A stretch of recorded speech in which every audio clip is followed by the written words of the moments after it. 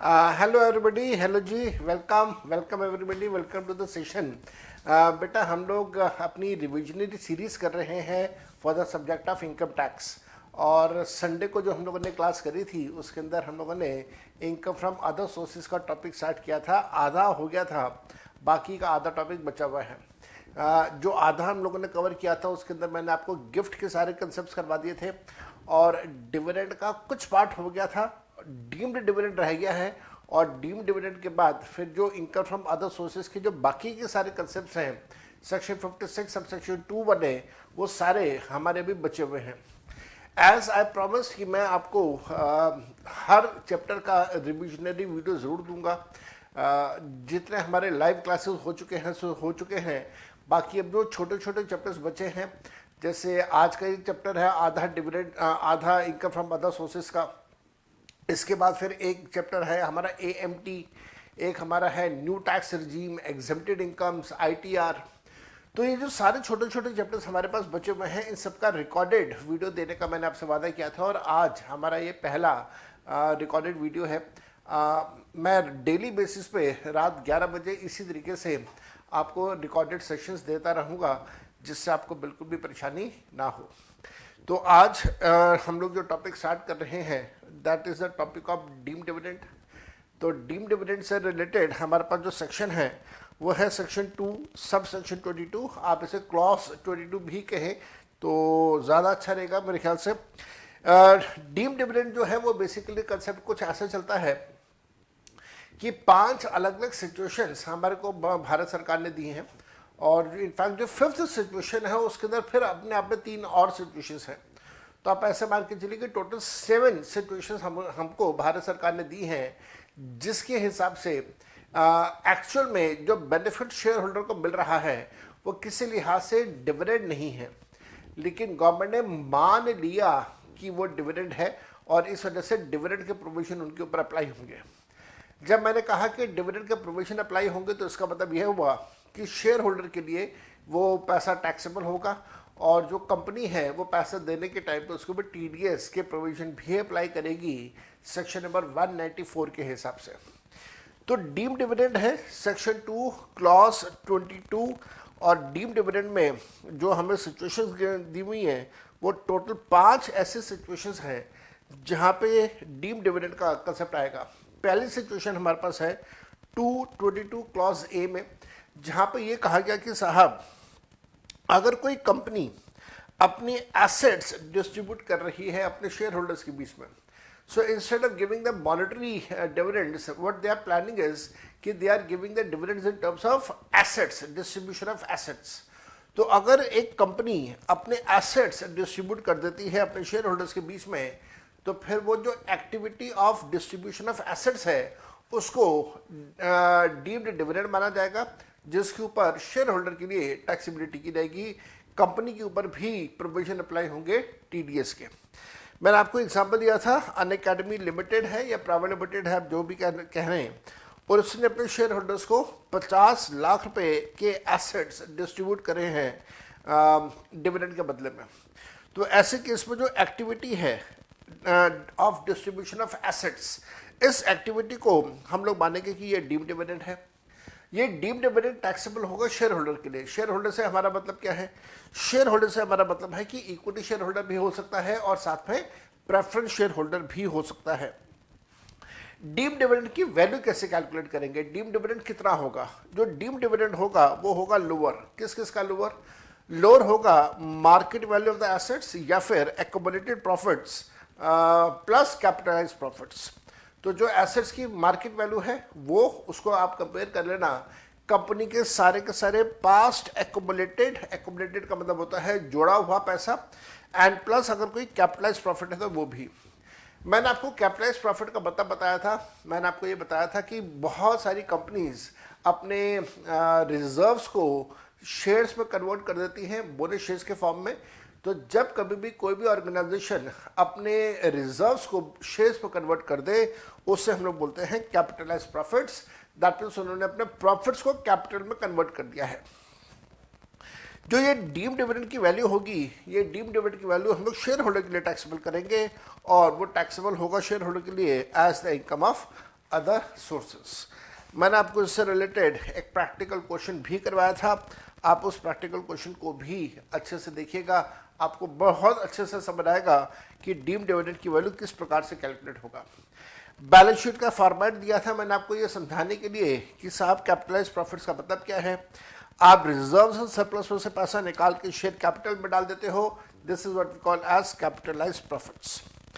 Then situation number 2 हमारे पास था, total ऐसी 5 सिचुएशंस हैं और उसके अंदर सिचुएशन 2 पे अगर हम लोग जाएं तो सिचुएशन 2 ये था कि section 2 clause 22 sub clause B इससे रिलेट करता है और ये कहता है कि साहब अगर कोई कंपनी डिबेंचर्स डिस्ट्रीब्यूट कर रही है अपने शेयर होल्डर्स को, या फिर अगर कोई कंपनी ऐसी है जो कि बोनस शेयर्स इशू कर रही है अपने प्रेफरेंस शेयर होल्डर्स को, तो ध्यान रखिएगा बोनस शेयर्स किसको, प्रेफरेंस शेयर होल्डर्स को, इक्विटी की बात नहीं हो रही यहाँ पे।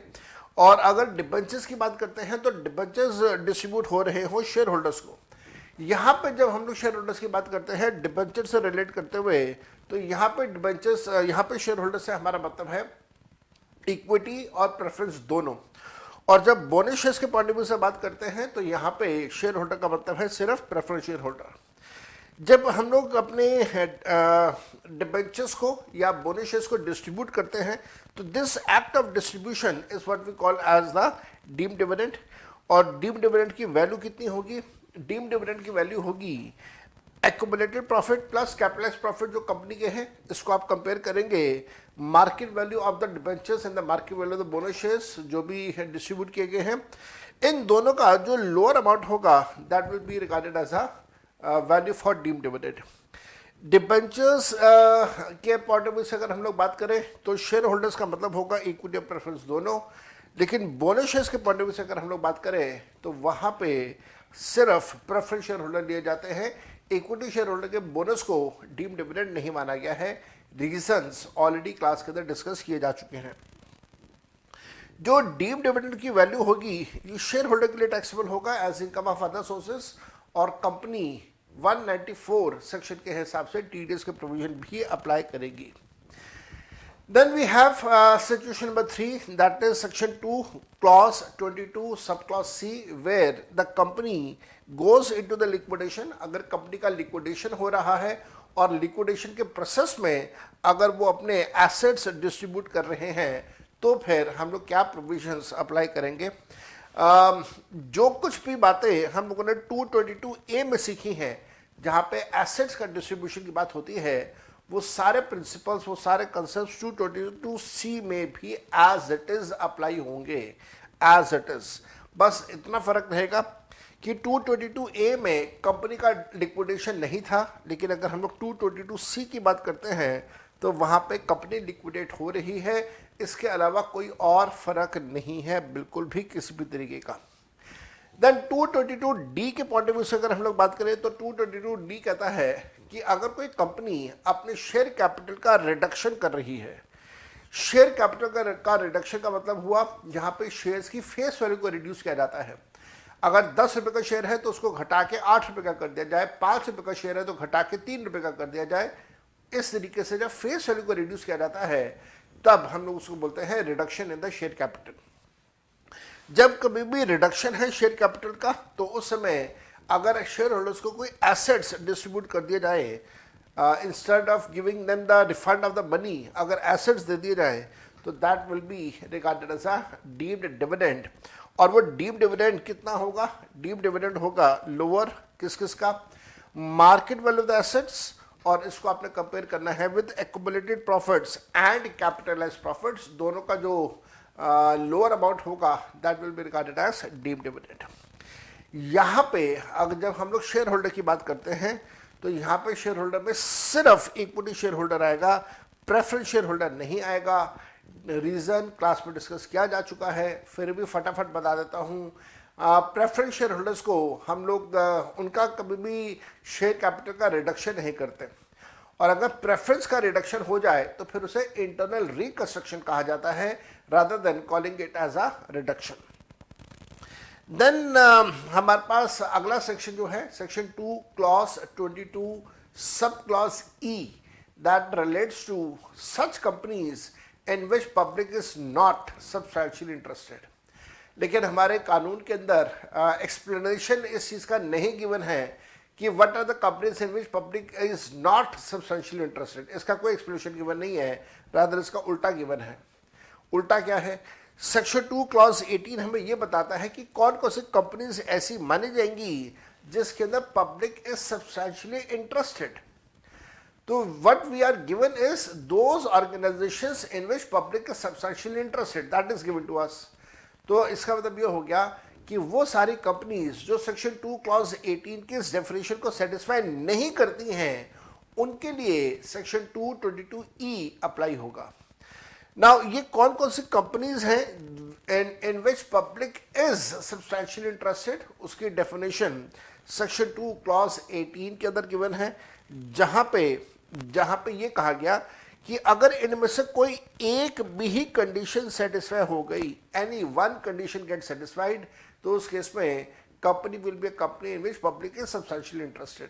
पहली कंडीशन है कि एक कंपनी ऐसी हो जो कि प्राइवेट लिमिटेड कंपनी ना हो, एक कंपनी ऐसी हो जो प्राइवेट लिमिटेड कंपनी ना हो और उस कंपनी के शेयर्स लिस्टेड हो किसी भी स्टॉक एक्सचेंज के ऊपर, जो रिकॉग्नाइज्ड स्टॉक एक्सचेंज है वहां पे शेयर्स लिस्टेड हो और वो कंपनी प्राइवेट कंपनी ना हो।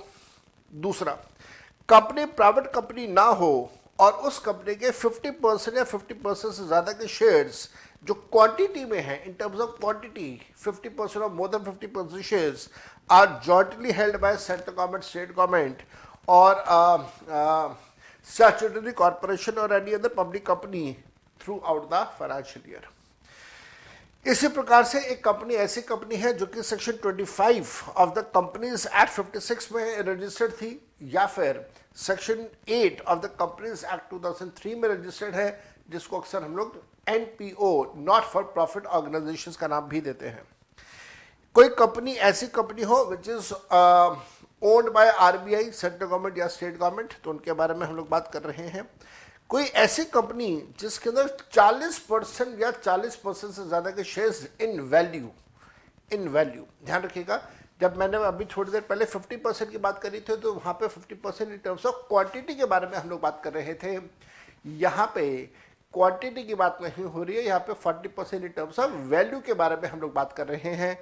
अगर शेयर्स 40% इन वैल्यू अगर RBI के पास है, सेंट्रल गवर्नमेंट, स्टेट गवर्नमेंट के पास है, या फिर स्टैट्यूटरी कॉर्पोरेशन के पास है, या ऐसी कोई ऑर्गेनाइजेशन के पास है which are owned by RBI, तो फिर उस कंपनी को भी हम लोग मानते हैं a company in which public is interested. Then अगर कोई कंपनी ऐसी कंपनी है जिसका कोई शेयर कैपिटल नहीं है, a company which is not having any share capital but it has been declared by the CBDT to be a company having a substantial interest, तो फिर हम लोग कहेंगे कि साहब it is a company in which public is interested.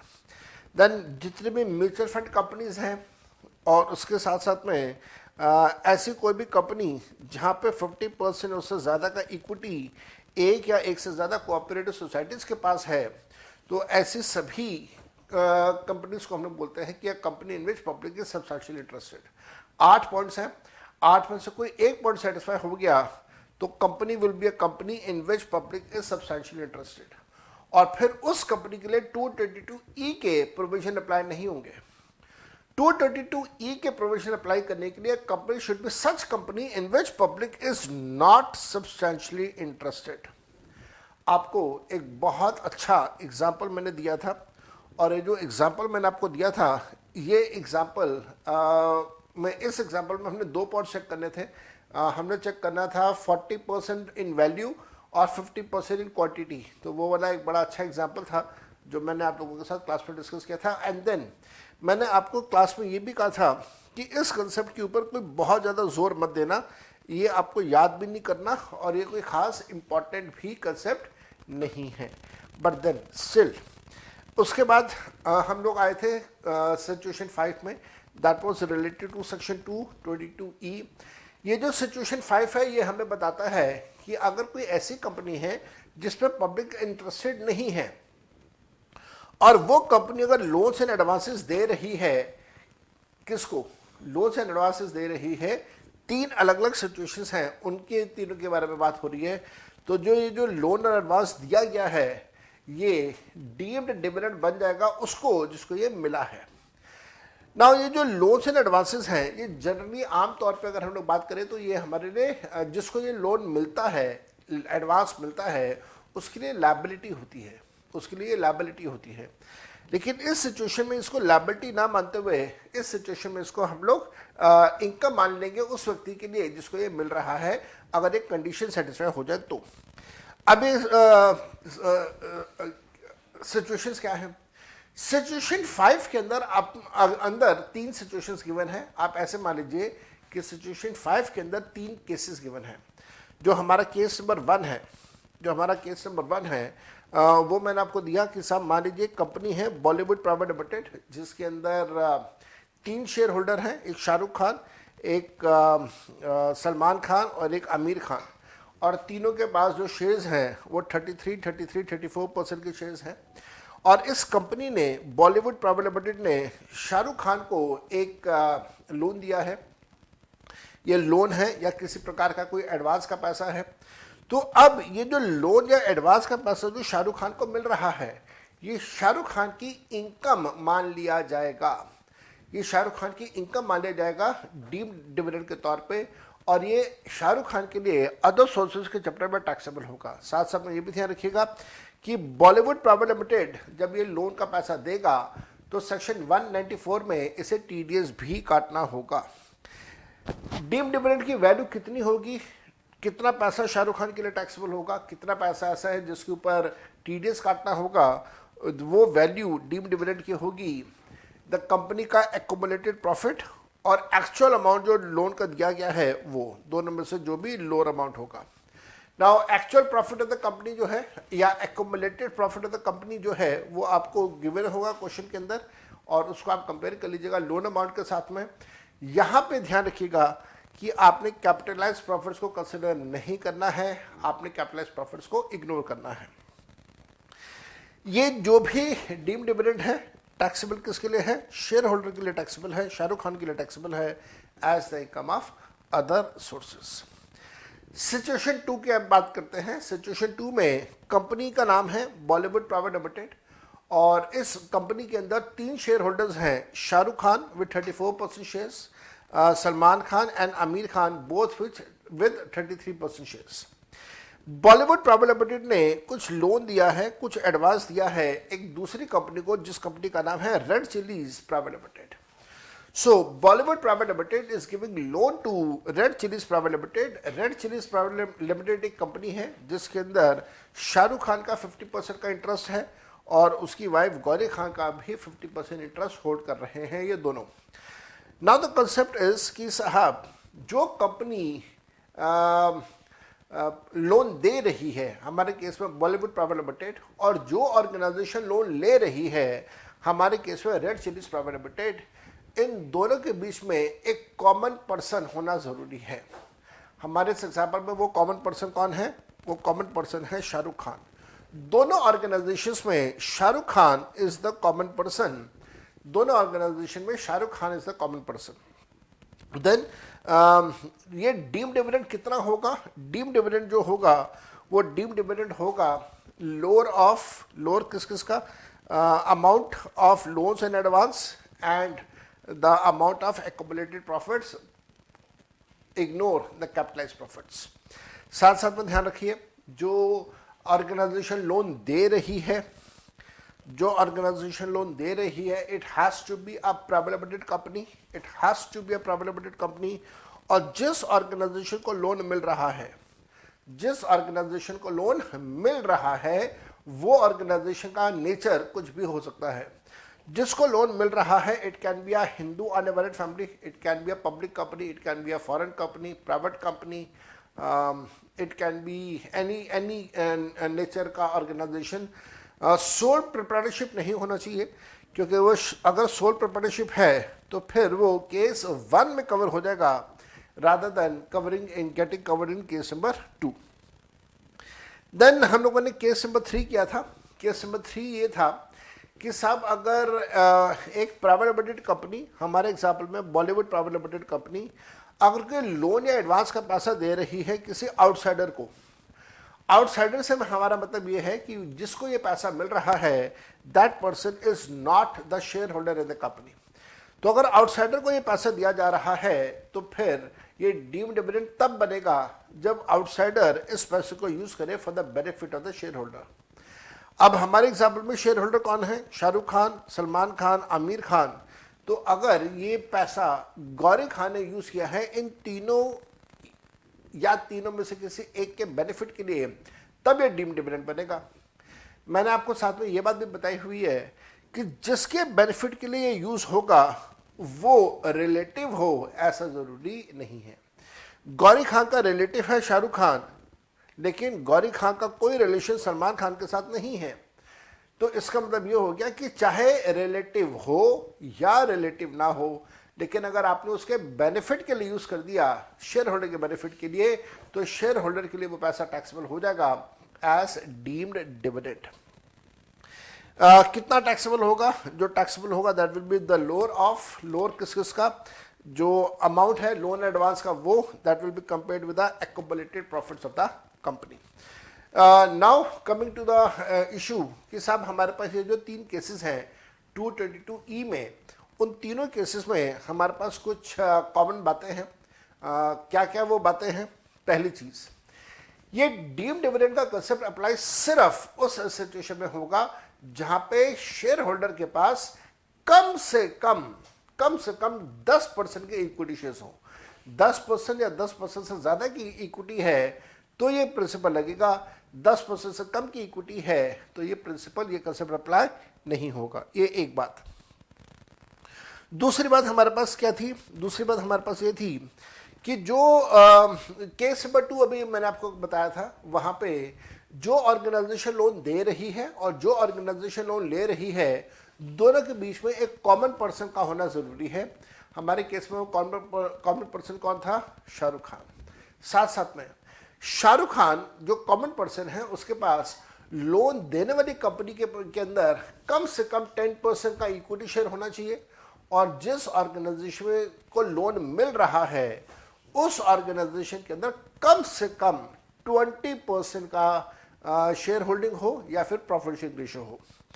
इसके साथ में एक और हम लोग चीज ये देखते हैं कि जिस ऑर्गेनाइजेशन को लोन मिल रहा होगा, पैसा डीम्ड डिविडेंड का उस ऑर्गेनाइजेशन के लिए टैक्सेबल होगा, ना कि शेयर होल्डर के लिए। इसके साथ साथ में जो केस नंबर 3 की हम लोगों ने बात करी थी, तो केस नंबर 3 में जिसको लोन मिल रहा है that must not be the share holder in the company and such person may और may not be the relative of the share holder of the company. ये सारी बातें करी थी। साथ साथ में केस नंबर 3 जो था वहां पे एक चीज हमने और करी थी, that the person must be using the money for the benefit of the shareholder. If this happens, then it will be taxable, otherwise it won't be taxable. एक और बात जो एज ए स्टूडेंट आपके मन का डाउट था वो ये था कि साहब मान लीजिए अगर तीनों में से किसी भी सिचुएशन में, या फॉर दैट मैटर तीनों सिचुएशन की बात करें, अगर लोन के पैसे के साथ में इंटरेस्ट दिया जा रहा है तो क्या तब भी डीम्ड डिविडेंड होगा? Answer is yes. अगर लोन रीपे हो रहा है तो क्या तब भी डीम्ड डिविडेंड होगा? Again the answer is yes. So whether the interest is involved और not involved, whether the money is paid back, refunded back और not refunded back, in every situation it will be the case of a deemed dividend. तो ये सारी चीजें थी, और इसके साथ में मैंने आपको बहुत अच्छे से एग्जाम्पल्स भी करवाए हुए हैं। एक बार आप इन एग्जाम्पल्स को देखिएगा, you will feel very very satisfied that हम लोगों ने बहुत बहुत बहुत मेहनत करी हुई है इन सभी चैप्टर्स पे। Moving on to the other aspect of income from other sources, जो हमारे पास इनकम फ्रॉम अदर सोर्सेज है उसके अंदर जो 3 सेक्शन मेन है वो है 56, 57 एंड 58, जिसमें से सेक्शन 56 सब सेक्शन 1 हमारा चार्जिंग सेक्शन का है। ये सेक्शन कहता है कि साहब अगर कोई भी ऐसी इनकम है जिसको आप टैक्सेबल नहीं कर पा रहे हैं under the chapter of salary, house property, business profession, capital gains, that will be taxable as the income from other sources. Section 57 कहता है कि आप कौन कौन से खर्चे ऐसे होंगे जिनको आप लेस कर पाओगे। सेक्शन 58 ये कहता है कि साहब कौन कौन से एक्सपेंसेस ऐसे होंगे जिनको आप लेस नहीं कर पाओगे। सेक्शन 56 सब सेक्शन 2 है, ये आपको एक लिस्ट देता है कि कौन कौन से इनकम फ्रॉम अदर सोर्सेज में टैक्सेबल होंगी। इस लिस्ट के अंदर जो पहला टॉपिक है section 56 sub section 2 clause 1 that relates to dividend, जो हम लोगों ने कंप्लीट कर लिया। Then we have section 56 sub section 2 clause 1b that is for winnings. किसी भी प्रकार की कोई भी विनिंग्स, तो चाहे वो लॉटरी से हो, गैम्बलिंग से हो, बैटिंग से हो, कार्ड गेम्स से हो, किसी भी प्रकार के ऑनलाइन गेम से हो, हॉर्स रेसेस का हो, किसी और प्रकार की कोई रेस हो, या किसी भी तरह की कोई भी कैजुअल इनकम अगर है तो वो हमेशा टैक्सेबल होगी as the income of other sources. Section 58 हमें ये बताता है, सेक्शन 58 ये बताता है कि कैजुअल इनकम्स में से आप किसी भी प्रकार का कोई भी खर्चा लेस नहीं कर सकते हो। साथ साथ में जितने भी विनिंग्स हैं उन विनिंग्स के ऊपर हमेशा जो टैक्स रेट रहेगा वो 30% का होगा सेक्शन 115BB के हिसाब से, और इनके ऊपर टीडीएस का जो रेट है वो भी 30% का ही होगा under section 194B and under section 194BB। 30% का टीडीएस है। शर्त ये है कि जो विनिंग्स का अमाउंट है वो 10,000 से ज़्यादा हो। तो आप ऐसे समझिए कि जो टैक्स लायबिलिटी है वो भी 30% पे कैलकुलेट हो रही है और जो टीडीएस है वो भी 30% का ही है। तो इसका मतलब जितनी टैक्स लायबिलिटी है लगभग वो सारा पैसा टीडीएस के तौर पे पहले से ही काट लिया जाता है। लेकिन हाँ, सरचार्ज और हेल्थ एजुकेशन से नहीं लगता टीडीएस के टाइम पे, वो अलग से हमें पे करना पड़ता है as self assessment tax. Then हमारे पास कंसेप्ट था प्रोविडेंट फंड का। अगर कोई एक एम्प्लॉय है जो प्रोविडेंट फंड में अपना कंट्रीब्यूशन डालता है तो वो पैसा जो प्रोविडेंट फंड का एम्प्लॉयर को मिल रहा होगा वो एम्प्लॉयर की इनकम मान लिया जाता है और उसको हम लोग एम्प्लॉयर के लिए टैक्सेबल करते हैं। एम्प्लॉयर के लिए टैक्सेबल होगा under the chapter of business and profession अगर provident fund recognized provident fund है, और ये टैक्सेबल होगा एम्प्लॉयर के लिए as the income of other sources अगर ये provident fund unrecognized provident fund है। ठीक हो गया? तो ये सारी चीज मैंने आपके साथ डिस्कस करी हुई है। Section 56 sub section 2 clause 1D जो है वो इंटरेस्ट इनकम के बारे में बात करता है। किसी भी प्रकार की कोई भी इंटरेस्ट इनकम अगर आप कमा रहे हैं तो that will be taxable as the income of other sources. सिर्फ एक सिचुएशन में वो जाता है बिजनेस एंड प्रोफेशन में जहाँ पे मनी लेंडिंग आपका मेन बिजनेस हो, वहाँ पे इंटरेस्ट जो आप कमाएंगे वो आपकी बिजनेस इनकम है। इसके अलावा बाकी हर केस में इंटरेस्ट का पैसा आपके लिए टैक्सेबल होगा as the income of other sources. Interest कमाने के लिए अगर आप कोई खर्चा कर रहे हैं तो उस खर्चे को लेस करना अलाउ कर दिया जाता है। सारा का सारा खर्चा लेस होगा और जो नेट इंटरेस्ट है सिर्फ वही टैक्सेबल किया जाएगा। इसके साथ साथ में इस बात का ध्यान रखिएगा कि कुछ इंटरेस्ट इनकम्स ऐसी हैं जो हमेशा एग्जेम्प्ट है, कभी भी आपने उनको टैक्सेबल नहीं करना है। जैसे पब्लिक प्रोविडेंट फंड का इंटरेस्ट एग्जेम्प्ट रहता है, स्टैट्यूटरी प्रोविडेंट फंड का इंटरेस्ट हमेशा एग्जेम्प्ट रहता है। अगर आप पोस्ट ऑफिस सेविंग्स अकाउंट की बात करते हैं और तो पोस्ट ऑफिस सेविंग्स अकाउंट में 3,500 रुपये तक का एग्जेम्पशन मिलता है इंटरेस्ट अमाउंट के ऊपर अगर वो सिंगल अकाउंट होल्डर है कोई, और अगर वो जॉइंट अकाउंट में है तो 7,000 रुपीज़ का एग्जेम्पशन वहाँ पे दिया जाता है। इसके साथ साथ में कैपिटल इन्वेस्टमेंट बॉन्ड्स के ऊपर इंटरेस्ट मिलता है, वो एग्जाम्प्ट रखा गया है, और रिलीफ बॉन्ड्स के ऊपर इंटरेस्ट मिलता है तो उसको भी एग्जेम्प्ट रखा गया है। साथ साथ में मेरे बेटा section 56 sub section 2 clause 2 and clause 3 हमें दिया हुआ है जो कि बात करता है कि अगर आपके पास किसी प्रकार के एसेट्स हैं, प्लांट एंड मशीनरी है, फर्नीचर एंड फिटिंग्स हैं, अगर आप इन एसेट्स को लेट आउट कर देते हो, किराए पे दे देते हो, तो उस केस में आपको जो भी इंटरेस्ट जो भी आपको रेंट मिलेगा वो आपके लिए टैक्सेबल कब और कहाँ और कैसे होगा। जो भी आपको रेंट मिलेगा वो रेंट का पैसा टैक्सेबल होगा as the income of business and profession अगर लेट आउट कर देना आपकी मेन बिजनेस एक्टिविटी है तो। अगर मेन बिजनेस एक्टिविटी नहीं है तब वो जाके टैक्सेबल होगा as income of other sources. आपको याद है मैंने आपको इस पर एग्जाम्पल दिया था कि साहब जब हम लोग किसी टेंट हाउस वाले के बारे में बात करते हैं तो टेंट हाउस वालों का मेन बिजनेस होता है जहाँ पे वो अलग अलग प्रकार की मशीनरीज को किराए पे देते हैं, फर्नीचर किराए पे देते हैं। मशीनरी के तौर पे एक एग्जांपल हो सकता है कॉफ़ी बनाने वाली मशीन, जनरेटर और इस तरह की बाकी की मशीन्स। ठीक, और इसके साथ में ये भी ध्यान रखिएगा, अगर वो बिजनेस एंड प्रोफेशन में लेट आउट नहीं हो रहा है तब आप उसे लेट आउट करेंगे as the income from other sources. साथ साथ में अगर आप बिल्डिंग के साथ इन सारी चीज़ों को लेट आउट कर रहे हैं तो फिर उसका टैक्स ट्रीटमेंट क्या होगा वो हम लोग ऑलरेडी हाउस प्रॉपर्टी के चैप्टर में सीख चुके हैं।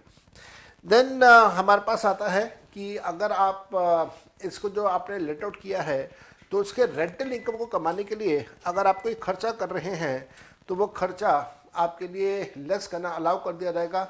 खर्चा भी लेस होगा और साथ साथ में जो डेप्रिसिएशन है उस डेप्रिसिएशन ऑफ एसेट्स को भी लेस करना अलाउ किया जाता है। की मैन इंश्योरेंस पॉलिसी बहुत बार डिस्कस हुआ। की man insurance policy, Amitabh Bachchan का एग्जाम्पल, हम लोगों ने केबीसी का एग्जाम्पल कई बार डिस्कस किया, बिग बॉस के अंदर सलमान खान का एग्जाम्पल हमने कई बार डिस्कस किया। तो जो की मैन इंश्योरेंस पॉलिसी का पैसा है ये टैक्सेबल होगा as the income of other sources. अगर ये टैक्सेबल नहीं हुआ है as the income of business and profession and as the income of salary. Share premium बिल्कुल नया कंसेप्ट था। जब हमने ये चैप्टर किया था तो share premium was totally new concept for all of us. Share premium का कंसेप्ट ये था कि अगर कोई कंपनी एक प्राइवेट लिमिटेड कंपनी है, क्लोजली हेल्ड कंपनी है, प्राइवेट लिमिटेड कंपनी है, क्लोजली हेल्ड कंपनी है, और वो अगर अपने शेयर्स इशू कर रही है एट अ प्रीमियम और जो शेयर का सेल प्राइस है वो शेयर का सेल प्राइस मार्केट वैल्यू से ज़्यादा है, तो दो बातें ध्यान रखिएगा। एक, पैसा मार्केट वैल्यू से ज़्यादा है जो सेल प्राइस है, और दूसरा वो प्रीमियम पे इशू हो रहे हैं। और दोनों कंडीशन सेटिस्फाई हो रही हैं तो जो भी एक्सेस पैसा मार्केट वैल्यू के ऊपर एक्स्ट्रा पैसा जो कंपनी को मिल रहा होगा वो कंपनी के लिए टैक्सेबल किया जाएगा as the income of other sources. मैंने आपको इससे रिलेटेड बहुत अच्छा एग्जाम्पल भी दिए हुए हैं। एक छोटा सा एग्जाम्पल अगर हम लोग देखें कि शेयर की फेस वैल्यू है 100 रुपये, मार्केट वैल्यू है 120 रुपये, लेकिन उसको इशू किया गया 130 का। तो दो बातें आपको चेक करनी है। पहली बात आपने चेक करनी है कि क्या मार्केट वैल्यू से ज़्यादा पे इशू हो रहा है, आंसर इज यस। दूसरा क्या ये फेस वैल्यू से ज़्यादा का पैसे पे इशू हो रहा है, अगेन आंसर इज यस। अगर दोनों कंडीशन सेटिस्फाई हो रही हैं तो जो मार्केट वैल्यू के मुकाबले में एक्स्ट्रा पैसा मिल रहा है, हमारे एग्जाम्पल में 10 रुपये, that will be taxable as income of other sources. Then आता है सेक्शन 56 सबसेक्शन 2 क्लॉज 8, जो कि हमें बताता है कि अगर आपका कोई एसेट गवर्नमेंट ने कंपल्सरी एक्वायर कर लिया और उस एसेट का कंपनसेशन देने में देरी करी है तो कंपनसेशन के साथ में जो आपको ब्याज या इंटरेस्ट मिलेगा वो इंटरेस्ट का पैसा आपके लिए टैक्सेबल होगा as the income of other sources. That will be taxable as the income of other sources.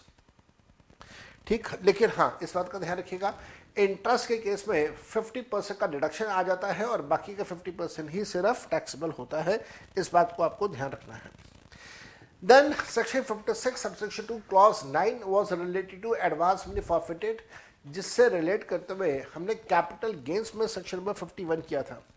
और आपको याद है वहाँ पे मैंने अरुण जेटली साहब का कंसेप्ट करवाया था कि अप्रैल 2014 से पहले एडवांस मनी फॉरफिटेड टैक्सेबल होता था under the chapter of income from other sources, लेकिन अप्रैल 2014 के बाद इसको हम लोगों ने टैक्सेबल करना है अंडर द चैप्टर ऑफ, मैं उल्टा बोल गया सॉरी, अप्रैल 2014 से पहले इसे कैपिटल गेन्स में हम लोग ट्रीट करते थे, लेकिन अप्रैल 2014 के बाद इसको हम लोग अदर सोर्सेज में ट्रीट करेंगे advance money forfeited.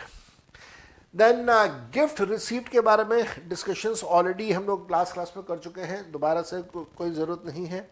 And then we have compensations in case of employment.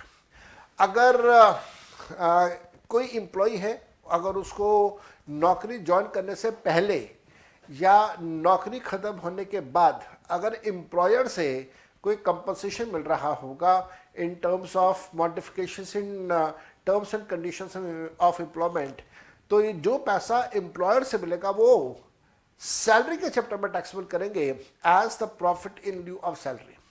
लेकिन मान लीजिए अगर ये पैसा किसी थर्ड पार्टी से मिल रहा है, एम्प्लॉयर से नहीं मिल रहा, एम्प्लॉय को पैसा एम्प्लॉयर से ना मिलकर किसी थर्ड पार्टी से मिल रहा हो, तब उस पैसे को हम लोग टैक्सेबल करेंगे as the income of other sources.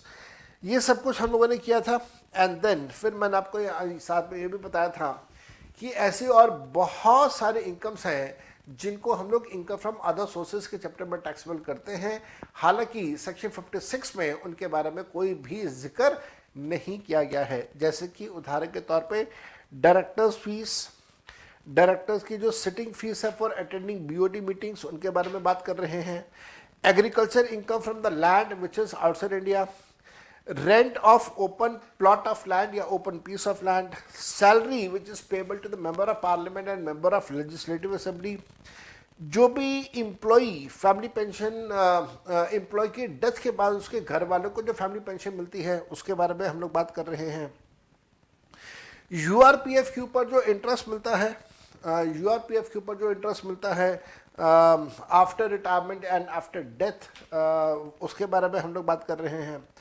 किसी प्रकार की कोई अनडिस्क्लोज्ड सोर्सेज की इनकम है उसके बारे में हम लोग बात कर रहे हैं। किसी प्रकार की कोई रॉयल्टी की इनकम है, अगर वो बिजनेस एंड प्रोफेशन में टैक्सेबल नहीं हुई है। एंड देन जो टीचर्स इन्विजिलेशंस करते हैं, क्वेश्चन पेपर की सेटिंग करते हैं, आंसर शीट की चेकिंग करते हैं, उनको एग्जामिनेशन फीस मिलती है, उसके बारे में बात कर रहे हैं। अगर आपके पास कोई हाउस प्रॉपर्टी है, आपने किराए पे लिया हुआ है और आप उसको फर्दर सबलेट कर देते हैं, तो even that is taxable. Subletting का income is also taxable as income of other sources. Honorariums की बात कर रहे हैं। लास्ट नॉट द लीस्ट, किसी भी प्रकार का अगर कोई रोड एक्सीडेंट होता है, मोटर एक्सीडेंट्स होते हैं, तो मोटर एक्सीडेंट क्लेम ट्रिब्यूनल अगर किसी प्रकार के कोई कंपनसेशन फिक्स कर रही है तो वो कंपनसेशन का पैसा तो एग्जेप्ट रहेगा, लेकिन कंपनसेशन के डिले पे अगर इंटरेस्ट मिलता है तो वो इंटरेस्ट का पैसा टैक्सेबल होगा as the income of other sources. और इसके साथ साथ में ध्यान रखिएगा, जितना भी पैसा आपको इंटरेस्ट का मिल रहा होगा वो टैक्सेबल होगा ऑन द रिसीट बेसिस, और 50% का डिडक्शन देने के बाद बाकी का जो 50% बचेगा हम उस बाकी के बचे हुए 50% को टैक्सेबल करेंगे। मैंने उसके बाद सेक्शन 57 आपको करवाया था, that was related to the expenses. जो सेक्शन 56 के इनकम है उसके खर्चों के बारे में हम लोगों ने बात करी थी। खर्चे लेस करना अलाउ किए जाते हैं। कौन कौन से खर्चे लेस हो जाएंगे? मान लीजिए अगर आप कोई इंटरेस्ट इनकम कमाने के लिए किसी बैंक वाले को कोई कमीशन या किसी प्रकार की कोई रेम्यूनरेशन देते हैं, बैंक को, बैंक वाले को नहीं, बैंक को। इसी प्रकार से अगर आपके पास कोई प्लांट एंड मशीनरी है, कोई फर्नीचर एंड फिटिंग्स है जिसको आप किराए पे दे रहे हैं, तो उसका रिपेयर से मेंटेनेंस का खर्चा डेबिट होगा, और साथ में उसका जो डेप्रिसिएशन है वो भी डेबिट करना अलाउ किया गया है। अगर फैमिली पेंशन की बात करें, जिसको फैमिली पेंशन मिलती है उसके पॉइंट ऑफ व्यू से अगर हम लोग बात करें तो उसके लिए एक अमाउंट लेस किया जाता है जो कि होगा लोअर। किस किस का लोअर?